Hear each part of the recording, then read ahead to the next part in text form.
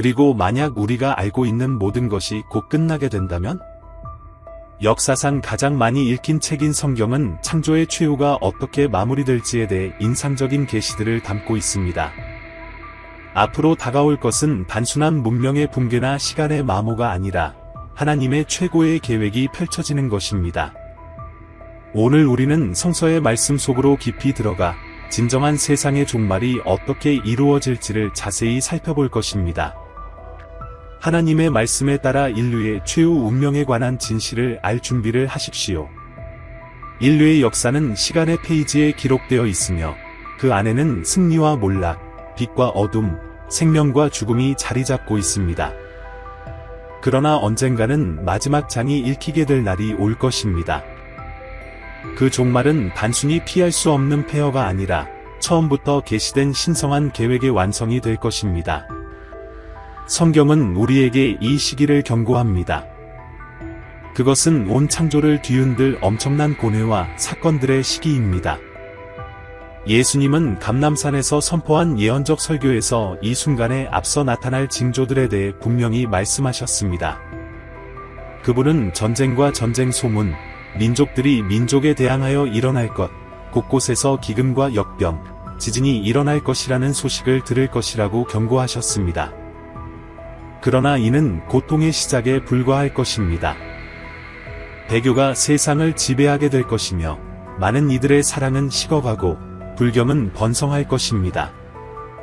거짓 선지자들이 일어나 선택받은 자들조차 속이며 마지막 종말 전의 복음이 모든 민족에게 전파될 것입니다.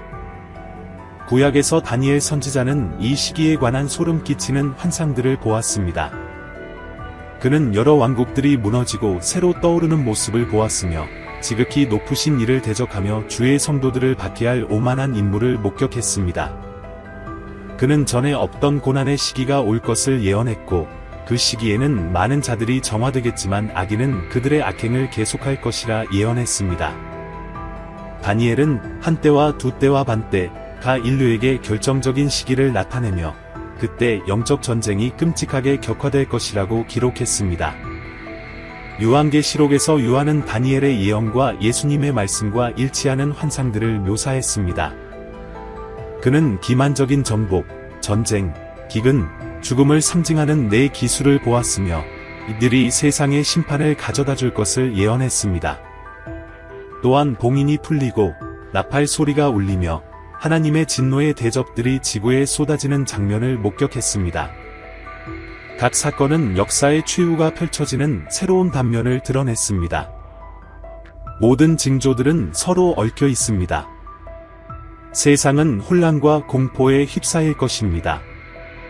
태양, 달, 별에서 징조가 나타나고 하늘의 권세들이 동요되며 바다는 포효하고 다가올 일을 두려워한 사람들은 기절할 것입니다. 그리고 그때 인자가 능력과 큰 영광을 가지고 구름을 타고 나타나실 것입니다. 그러나 그 순간 전에 무서운 일이 일어날 것입니다. 어둠 속에서 한 사람이 나타나 평화의 말씀과 새로운 시대의 약속으로 대중을 현혹시킬 것입니다. 그는 구세주로 환영받으며 전 세계의 문제들에 대한 해답을 가진 지도자로 보일 것입니다. 그러나 그 모든 것은 치명적인 속임수에 지나지 않을 것입니다. 그는 자신을 위대한 통치자로 내세우며 전 세계 문제의 답을 가진 것처럼 보일 것입니다. 그의 카리스마는 거부할 수 없어서 온 나라가 그의 앞에 무릎을 꿇게 될 것입니다. 그는 안전, 안정, 번영의 미래를 약속하겠지만 그의 진정한 목적은 스스로를 악의 화신, 하나님께 직접 대적하는 존재로 드러내는 것일 것입니다.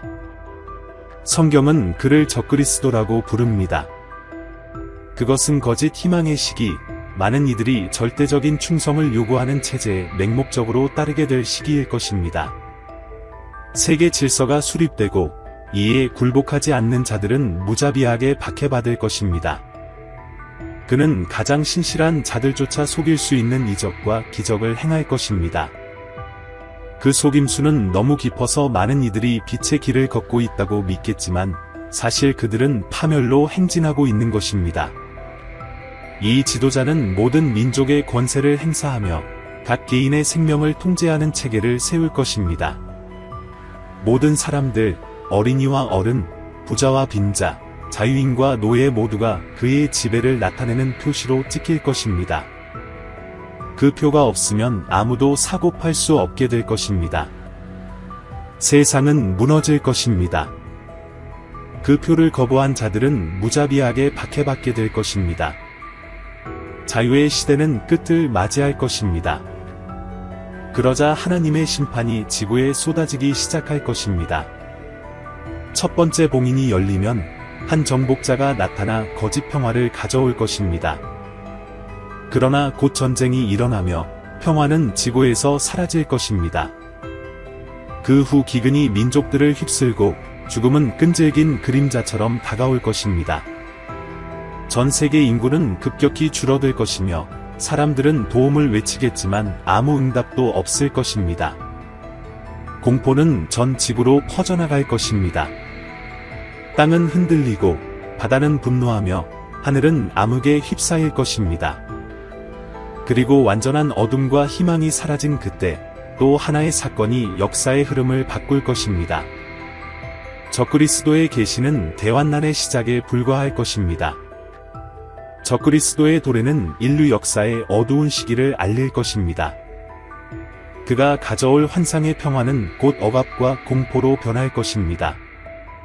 성경은 이 시기를 대환난이라 부르는데 이는 전례 없는 고통의 시기로 하나님의 심판이 세상에 내려지고 하나님께 신실한 자들은 무자비하게 박해받게 될 것입니다. 적그리스도가 민족들과 맺을 동맹은 오래가지 못할 것입니다. 전략적인 순간에 그는 평화의 약속을 깨고 자신의 참된 본성을 드러낼 것입니다. 그는 하나님의 성전에 앉아 스스로 신성을 선포하며 절대적인 숭배를 요구할 것입니다. 이는 다니엘 선지자가 묘사한 폐허에 가증한 것, 그리고 예수 그리스도가 마지막 때가 도래했음을 알리는 표징으로 언급한 폐허에 가증한 것이 될 것입니다. 그 시기에는 그의 표를 받아들이지 않은 자들이 사냥감이 될 것입니다.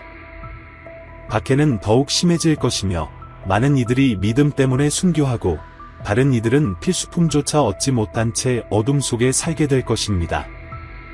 세상은 악한 체제에 지배되며 각 개인은 선택을 강요받게 될 것입니다.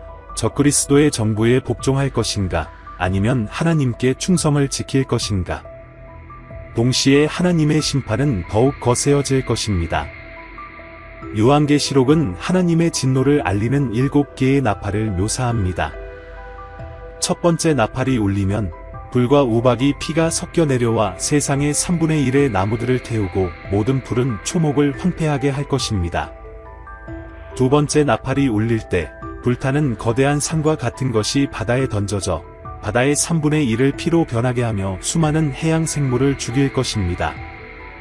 세 번째 나팔은 앱신트라 불리는 거대한 불덩이 같은 별을 하늘에서 떨어뜨려 강과 샘물을 오염시켜 수많은 이들의 목숨을 앗아갈 것입니다. 네 번째 나팔이 울리면 태양, 달, 별들이 상처 입어 그 빛의 3분의 1이 꺼져 세상을 어둠 속으로 빠뜨릴 것입니다. 그리고 다섯 번째 나팔이 울리면 더욱 끔찍한 일이 벌어질 것입니다. 시면의 구덩이가 열리고 악마적인 존재들이 나타나 하나님을 거부한 자들을 괴롭힐 것입니다. 이들은 정갈의 꼬리를 가진 메뚜기와 같이 묘사되는 흉측한 존재들이며 5개월 동안 사람들을 괴롭힐 것입니다. 그들은 사람들을 죽일 수는 없겠으나 고통이 너무 견딜 수 없어서 많은 이들이 죽음을 갈망하게 만들겠지만 죽음은 그들을 피할 것입니다. 전 세계는 절망에 빠질 것입니다. 사람들은 피난처를 찾아 이리저리 뛰어다니겠지만 안전한 곳은 없을 것입니다. 땅은 흔들리고 하늘은 무너질 것처럼 보이며 살아남은 자들은 형언할 수 없는 공포를 마주하게 될 것입니다. 그러나 적그리스도는 그의 공포의 통치를 계속할 것입니다. 그는 혼돈의 유일한 해결책으로 자신을 내세우며 기만적인 이적과 기적으로 대중을 끌어들일 것입니다. 여섯 번째 나팔은 유프라테스 강 옆에 묶여있던 네 천사가 풀려나는 것을 알릴 것입니다. 그들은 2억 명의 기마병 군대를 이끌어 대규모 파괴를 가져올 것입니다. 이 생물들의 입에서 불, 연기, 유황이 나와 인류의 3분의 1을 소멸시킬 것입니다. 그럼에도 불구하고 많은 이들은 그들의 악한 행위를 뉘우치지 않을 것입니다. 그러나 박해와 절망 속에서도 충실한 남은 자들이 있을 것입니다.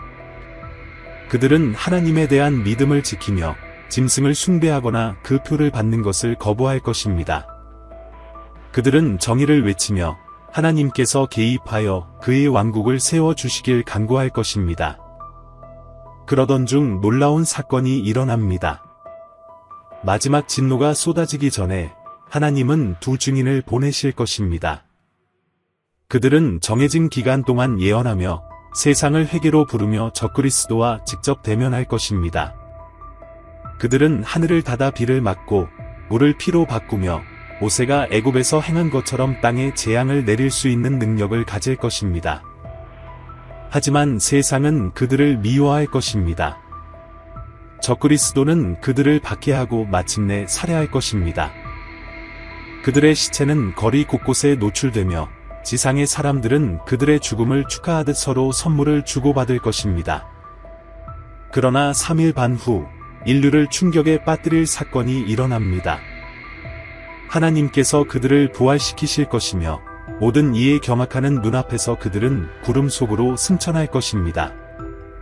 세상은 절망에 휩싸일 것입니다. 7번째 나팔이 울리면 하나님의 인내의 시간이 끝났음을 알릴 것입니다. 하나님의 왕국이 곧 세워질 것이며 최후의 진노가 곧 쏟아질 것입니다. 7번째 나팔이 하늘에 울려 퍼지며 시간이 다 되었음을 알릴 것입니다. 민족들은 격분하겠지만 하나님의 심판은 피할 수 없을 것입니다. 하나님의 진노는 한치의 양보도 없이 쏟아질 것이며 진리를 거부한 자들은 가장 끔찍한 운명을 맞이할 것입니다. 요한계시록은 하나님의 진노의 7대접을 묘사하는데 각각은 지구에 형언할 수 없는 재앙을 가져올 것입니다. 첫 번째 대접이 쏟아지면 짐승의 표를 받고 그 형상을 숭배한 자들에게 악랄하고 고통스러운 종기가 생길 것입니다.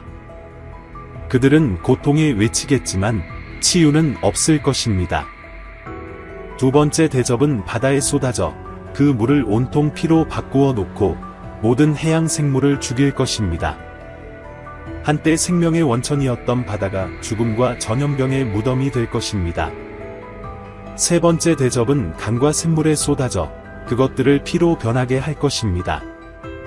식수도 없어지고 목마름이 지구상의 주민들을 집어삼키겠으며 아무런 위안도 없을 것입니다. 천사들은 이 심판이 정당하다고 선포할 것입니다. 성도들의 피를 흘린 자들은 이제 피를 마실 것입니다. 네 번째 대접은 태양에 쏟아져 타오르는 불로 사람들을 태울 것입니다. 그들은 자비를 외치겠지만 회개 대신 하나님을 모독할 것입니다. 다섯 번째 대접은 적그리스도의 왕국의 어둠을 가져올 것입니다. 그의 보좌는 가장 깊은 암흑 속으로 잠기고 고통과 공포가 배가 될 것입니다. 절망이 지구를 휩쓸겠지만 악인들은 결코 뉘우치지 않을 것입니다. 그들은 고통의 이를 갈겠지만 창조주를 모독하는 일을 멈추지 않을 것입니다. 그 후 여섯 번째 대접이 쏟아지며 유프라테스 강의 물을 말려 최후의 전투의 길을 닦을 것입니다. 악령들이 나와 땅의 왕들을 속여 하나님에 맞서 싸우기 위해 그들을 모을 것입니다. 이것이 바로 아마겟돈, 선과 악의 궁극적인 대결이 될 것입니다. 전 세계는 이 전투를 위해 움직일 것이며 모든 민족이 이에 동참할 것입니다. 적그리스도와 그의 군대는 어린 양을 상대로 자리 잡으며 하나님의 능력에 맞설 수 있을 것이라고 믿을 것입니다. 그리고 7번째 대접이 쏟아질 것입니다. 인류 역사상 처음 있는 거대한 지진이 온 땅을 뒤흔들 것입니다. 도시들이 무너지고 산들은 평평해지며 섬들은 사라질 것입니다.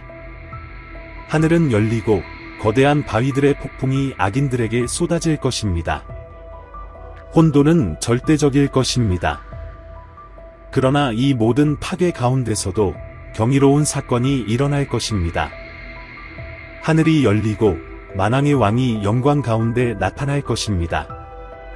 요한계시록에서 요한이 본 환상이 현실이 될 것입니다. 그는 흰말을 타신 분을 보았는데 그 위에는 충실하고 참된 이로 불리는 분이 계셨습니다. 그분의 눈은 불꽃처럼 타올랐으며 머리에는 많은 왕관이 있었습니다. 그분의 이름은 하나님의 말씀, 로고스이며 그분의 입에서 날카로운 검이 나와 민족들을 상하게 할 것입니다. 그분은 철의 지팡이로 민족들을 다스리며 하나님의 원수를 짓밟으실 것입니다. 하늘의 군대가 하얀 리넨 옷을 입고 천상의 말에 올라 그분을 따를 것입니다. 전쟁은 시작되겠지만 그리 길지 않을 것입니다. 적그리스도와 거짓 선지자는 포획되어 살아있는 채 불못에 던져질 것입니다.